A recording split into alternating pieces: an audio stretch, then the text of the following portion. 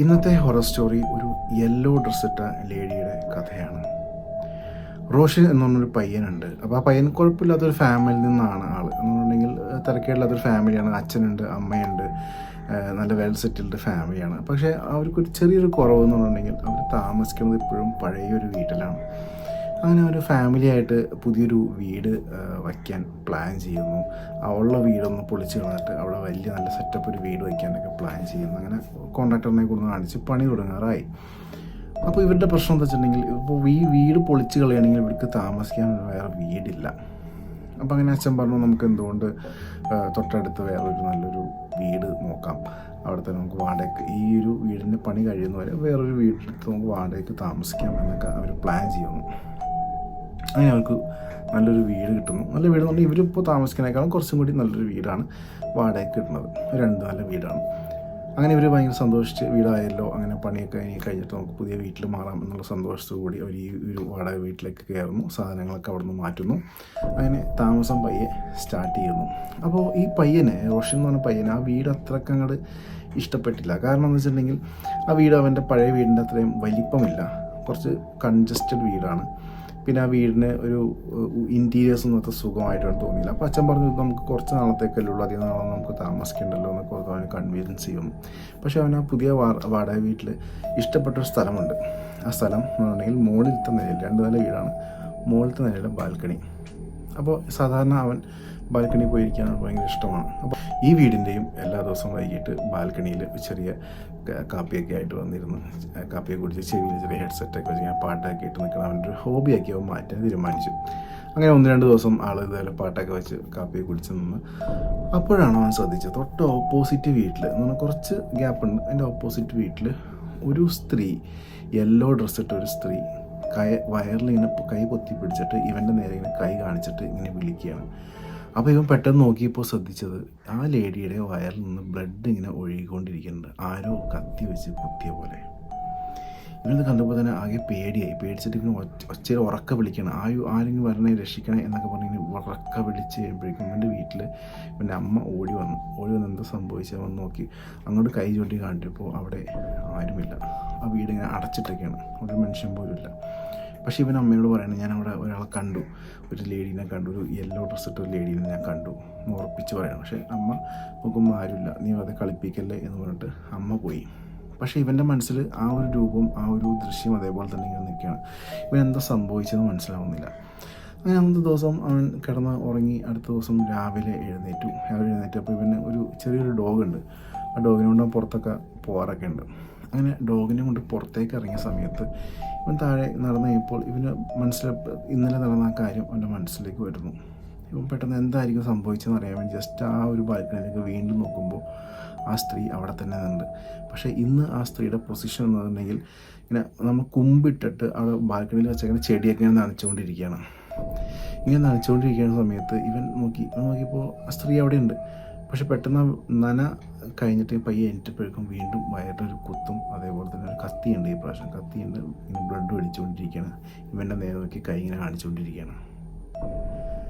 ഇവനത് ഇവൻ കണ്ട പാടി അപ്പം തന്നെ എന്തിന് പ്രൂഫ് വേണമല്ലോ. കാരണം തലേദിവസം അമ്മയുടെ അടുത്ത് പറഞ്ഞിട്ട് അമ്മ വിശ്വസിച്ചില്ല. അപ്പോൾ ഇവൻ എന്ത് ചെയ്യുന്നത് വെച്ചിട്ടുണ്ടെങ്കിൽ പോക്കറ്റിൽ കിടക്കുന്ന മൊബൈൽ എടുത്തു, നേരെ വീഡിയോ ഓണാക്കി റെക്കോർഡ് ചെയ്തതിന് ശേഷം അവൻ പോക്കറ്റിലേക്ക് ആ ഒരു മൊബൈൽ തിരിച്ചിട്ടു. എന്നിട്ട് അമ്മേനെ വിളിച്ചു. അമ്മ ഓടി വാന്ന് പറഞ്ഞ് വിളിച്ചപ്പോഴേക്കും അമ്മ വീണ്ടും ഓടി വന്ന് ഇങ്ങനെ മുകളിലേക്ക് ബാൽക്കണിയിലേക്ക് കാണിച്ചപ്പോഴേക്കും വീണ്ടും ആ വീട്ടിൽ ബാൽക്കണി അടഞ്ഞിടക്കുകയാണ്. അവിടെ വേറെ ആരുമില്ല, ഒരു മനുഷ്യനില്ല, ഒരു അനക്കമില്ല, ഒന്നുമില്ല. ഇത് കണ്ടപ്പോൾ അമ്മ വീണ്ടും ചോദിച്ചു, എന്ത് പറ്റിയെന്ന് ചോദിച്ചു. പറഞ്ഞു, ഞാൻ ഇന്നലെ കണ്ട അതേ സ്ത്രീയെ തന്നെ ഇന്നും ഞാൻ അവിടെ കണ്ടു, ഉറപ്പായിട്ടും കണ്ടു, സത്യമൊക്കെ ഇടണം. പക്ഷേ അമ്മ വിശ്വസിച്ചില്ല. അമ്മ പറയും, ഇനി നീ ഇങ്ങനെ കാണിച്ചു കഴിഞ്ഞാൽ ഞാൻ വരില്ല, നിൻ്റെ ഒരു തമാശ കളിക്കൽ കുറച്ച് കൂടുന്നുണ്ട് എന്നൊക്കെ പറഞ്ഞപ്പോഴേക്കും പറയും, നിങ്ങൾക്ക് പോവല്ലേ എന്നുകൊണ്ട് മൊബൈലിൽ വീഡിയോ പ്ലേ ചെയ്ത് കാണിക്കുന്നു. പക്ഷേ ആ വീഡിയോയിൽ ആ ഒരു ലേഡി അവിടെ ഇല്ല. വീണ്ടും ആരുമില്ലാത്ത ഒരു ബാൽക്കണിയാണ് നമുക്കിവിടെ കാണാൻ പറ്റുന്നത്. ഇത് കണ്ടപ്പോൾ തന്നെ അമ്മ പറഞ്ഞു, നീൻ്റെ കളി ഇതോടെ നിർത്തിക്കോ, ഇനി ഞാൻ ഒരിക്കലും വരില്ല എന്ന് പറഞ്ഞിട്ട് അമ്മ ദേഷ്യപ്പെട്ടിട്ട് ഉള്ളിലേക്ക് പോകുന്നു. ശിവൻ്റെ മനസ്സിൽ വീണ്ടും ഇവൻ എന്തെങ്കിലും പ്രശ്നമാണോ, ഇവൻ്റെ മാനസികമായിട്ട് ഇവൻ്റെ സമനില തെറ്റിയാണോ എന്നൊക്കെ ഇവൻ ആകെ സംശയമായി തുടങ്ങി. കാരണം വീഡിയോയിലും ഒന്നും കാണുന്നില്ല, അവിടെയും പുറത്തൊന്നും കാണുന്നില്ലാത്തൊരവസ്ഥയിലേക്ക് വന്നപ്പോഴേക്കും ഇവൻ തീരുമാനിച്ചു, അടുത്ത ദിവസം കൂടി നമുക്ക് നോക്കാം എന്നിട്ടും ഈ പറഞ്ഞ പോലെ സംഭവിക്കുകയാണെങ്കിൽ പയ്യെ ആ വീട് മാറാനുള്ള പരിപാടി നമുക്ക് അച്ഛൻ്റെ അടുത്ത് പോയി പറയാം എന്നൊക്കെ പ്ലാൻ ചെയ്യാൻ ഇരിക്കുകയാണ്. വീണ്ടും ഒരു ദിവസം കഴിഞ്ഞു. തൊട്ടടുത്ത ദിവസം ഇവൻ വീണ്ടും പുറത്തേക്ക്, അമ്മ കുറച്ച് പലചരക്ക് സാധനങ്ങൾ വാങ്ങിക്കാൻ വേണ്ടി ഇവൻ ലിസ്റ്റ് കൊടുക്കുന്നു. ഇവൻ പുറത്തേക്ക് ഇറങ്ങി അപ്പുറത്തെ വീട്ടിലേക്ക് നോക്കുമ്പോൾ ആ വീട് അടഞ്ഞു കിടക്കുകയാണ്. അപ്പോൾ സ്ത്രീയൊന്നും കാണുന്നില്ല. ഇവൻ കടയിൽ പോയി സാധനങ്ങളൊക്കെ വാങ്ങിച്ച് തിരിച്ച് വന്ന് ഇവൻ്റെ വീടിൻ്റെ ഡോറിൽ മുട്ടിയപ്പോഴേക്കും അമ്മ ഡോർ തുറക്കണേക്കാൻ മുമ്പ് തൊട്ടപ്പുറത്തെ വീട്ടിലെ ഡോറ് പയ്യെ തുറക്കുകയാണ്. അപ്പോൾ ഡോർ തുറക്കേണ്ട സൗണ്ട് കേട്ട് ഇവൻ തിരിഞ്ഞ് നോക്കുമ്പോൾ വീണ്ടും ആ സ്ത്രീ അവിടെയുണ്ട്, മഞ്ഞ ഡ്രസ്സിട്ട സ്ത്രീ. പക്ഷേ ഈ പ്രാവശ്യം ബ്ലഡോ കാര്യങ്ങളോ ഒന്നുമില്ല, സാധാരണ പോലത്തെ സ്ത്രീയായിട്ട് കാണാൻ നിൽക്കണം. ഇവൻ വേഗം തന്നെ കൈയോടെ പിടി ഓടണമല്ലോ എന്നോർത്തിട്ട് നേരെ ആ വീട്ടിലേക്ക് ഓടി ആ വീടിൻ്റെ ഉള്ളിൽ കയറി ഇവൻ അന്വേഷിച്ച് നോക്കുമ്പോൾ വീട്ടിലാരുമില്ല. പക്ഷേ അപ്സ്റ്റെയറിൽ നിന്നിട്ട് ചെറിയൊരു ശബ്ദം, ഒരു പുരുഷൻ്റെ ശബ്ദവും ഒരു സ്ത്രീയുടെ ശബ്ദവും വരുന്നുണ്ട്. ഇവൻ വേറെ സ്റ്റെപ്പ് കയറി മുകളിലെത്തി നോക്കുമ്പോൾ ഒരു പയ്യനല്ല, അത്യാവശ്യം ഏജുള്ള പുള്ളി ഈ സ്ത്രീയുടെ കഴുത്തിൽ കയറി പിടിച്ചിരിക്കുകയാണ്. കൊല്ലാൻ നോക്കുന്ന പോലെ ഇങ്ങനെ കഴുത്തിൽ ഇങ്ങനെ ഞെരിച്ച് പിടിക്കുകയാണ്. ഇവനോട് ഒച്ചയൊക്കെ ഉണ്ടാക്കുന്നു, അയ്യോ വിടൂ എന്നൊക്കെ പറയുന്നുണ്ട്. പക്ഷേ ഇവർ അങ്ങനെ ഒരാൾ, ഈ പയ്യൻ അവിടെ ഉണ്ടെന്നോ ഉള്ളൊരു യാതൊരു രീതിയിലുള്ള റിയാക്ഷനും കൊടുക്കുന്നില്ല. ഇവരങ്ങോട്ടും ഇങ്ങോട്ടും തല്ലി പിടിക്കുകയാണ്. പയ്യനാണ് ഈ കഴുത്തിൽ പിടിച്ചിരിക്കുകയാണ്. ഇവൻ വേഗം തന്നെ ചെന്നിട്ട് ഇവരെ കൈ പിടിച്ച് തട്ടാൻ നോക്കുന്നു. പക്ഷേ ഇവന് തൊടാൻ പറ്റുന്നില്ല. കൈ ഇങ്ങനെ ത്രൂ ആയി പോകുന്നു, ഇവർ തൊടാൻ പറ്റാത്ത രീതിയിലായി പോകുന്നു. അപ്പോഴത്തേക്ക് ഇവനെന്തൊക്കെയോ മനസ്സിലേക്ക് വരുന്നു. കാരണം ഇവർ ശരിക്കും മനുഷ്യരല്ലേ, അല്ലെങ്കിൽ ഇവനെന്തെങ്കിലും പ്രശ്നമാണോ, ഇവൻ ഉറക്കത്തിലാണോ, അങ്ങനത്തെ ഡൗട്ടൊക്കെ വരുന്നു. പക്ഷേ സംഭവമെല്ലാം റിയലാണ്. പക്ഷേ ഇവരെ മാത്രം ഇവൻ തൊടാൻ പറ്റുന്നില്ല. അങ്ങനെ സ്ത്രീ ഇവൻ്റെ കൈ തട്ടി മാറ്റിയിട്ട്, ഈ പയ്യൻ്റെ കൈ തട്ടി മാറ്റിയിട്ട് നേരെ ബാൽക്കണിയിലേക്ക് പോകുന്നു. പക്ഷേ ഇവൻ്റെ കയ്യിൽ നിന്നൊരു കത്തിയുണ്ട്. ആ കത്തി എടുത്തിട്ട് ബാൽക്കണി ചെല്ലുന്നു. ഈ സ്ത്രീയുടെ വയറിൽ കുത്തിയിട്ട് അവൻ ഓടി രക്ഷപ്പെടുന്നു. സ്ത്രീ അവിടെ വീഴുന്നു, ബ്ലഡൊക്കെ ഒഴിച്ച് അവിടെ വീഴുന്നു. ഇതൊക്കെ ഈ പയ്യൻ കണ്ടു നിൽക്കുകയാണ്. ഇവൻ വേഗം ആ സ്ത്രീയെ തൊടാൻ ചെന്നപ്പോഴേക്കും സ്ത്രീ പെട്ടെന്ന്, ഇത്രയും നേരം തൊടാൻ പറ്റാത്ത സ്ത്രീനെ ഇവന് തൊടാൻ പറ്റുന്നു. അപ്പോഴത്തേക്കും ആ സ്ത്രീ മരിച്ച് പോലെ അവന് തോന്നുകയും ബോഡി 2-3 ദിവസം പഴക്കമുള്ള രീതിയിലേക്ക് മാറുന്നു. ചെറുതായിട്ട് സ്മെല്ല് വന്നു കൊടുക്കുന്നു. വേഗം തന്നെ ഇവൻ വീടിൻ്റെ പുറത്തിറങ്ങി നേരെ മൊബൈലെടുത്ത് പോലീസ് സ്റ്റേഷനിലേക്കൊന്ന് വിളിക്കുന്നു.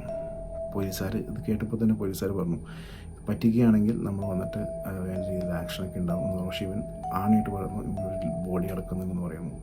വേഗം പോലീസുകാർ വരുന്നു, ഇവൻ്റെ അച്ഛൻ വരുന്നു, അമ്മ വരുന്നു, എല്ലാവരും ഈ ബോഡി കാണുന്നു. പക്ഷേ ബോഡി 3-4 ദിവസത്തെ പഴക്കമുണ്ട്.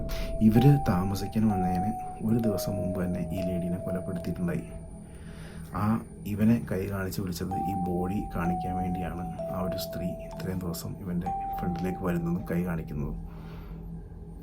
ഇത് ഇൻവെസ്റ്റിഗേഷൻ നടത്തി പോലീസ്. ആ ഇൻവെസ്റ്റിഗേഷൻ റിപ്പോർട്ട് വന്നപ്പോൾ സംഭവം ഇവൻ പറഞ്ഞ കാര്യങ്ങളൊക്കെ ശരിയാണ്. അങ്ങനെ ഒരു പയ്യൻ അവിടെ ഉണ്ടായിരുന്നു, അവർ ഒരുമിച്ച് അവിടെ താമസിച്ചിരുന്നതാണ്. ആ പയ്യനാണ് ഈ ലേഡിയെ കുത്തി വീഴ്ത്തി കൊന്നത്. എങ്ങനെയുണ്ട്? ഇങ്ങനത്തെ സ്റ്റോറീസ് ഇഷ്ടമാണെങ്കിൽ നിങ്ങൾ ഇപ്പോൾ തന്നെ സബ്സ്ക്രൈബ് ചെയ്യാൻ, ലൈക്ക് ചെയ്യാൻ മറക്കരുത്. ചെറിയ ഷോർട്ട് ഹൊറർ വീഡിയോസ് ഇഷ്ടമുള്ളവർ ഇൻസ്റ്റാഗ്രാം പേജ് സെലക്ട് ചെയ്യാൻ മറക്കരുത്. അവിടെ പോയിട്ട് ഫോളോ ചെയ്തേക്കാം. Anuraj__counting__wide. അടുത്ത വീഡിയോയിൽ കാണാം. Thank you.